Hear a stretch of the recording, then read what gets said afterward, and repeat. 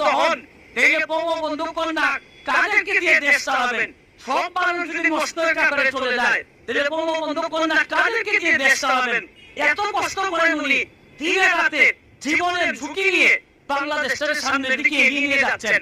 আর আমাদের মতো লোকগুলা যদি এইভাবে আমরা বিতর্কিত হয়ে যাই, আমাদের যদি এত সম্পদ দরকার হয়, তাহলে কোনোভাবে বঙ্গবন্ধু সীমানাগুলো আমরা পৌঁছাইতে পারবো না।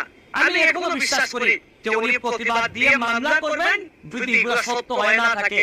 আর বিশেষ করে মুক্তিযোদ্ধার বিষয়টা উনি যদি প্রকৃত অর্থে হয় উনি মুক্তিযোদ্ধা হিসেবে সঠিক কিনা উনি প্রমাণ করবেন, নাকি ওনার জন্মসাল ঠিক কিনা এটা ওনাকে প্রমাণ করতে হবে।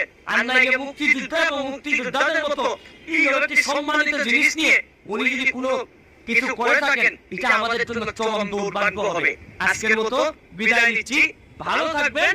যতদিন বেঁচে আছি প্রতিবাদ করার মধ্যে দিয়ে যাইতে চাই, আর মরে গেলে তো আপনাদের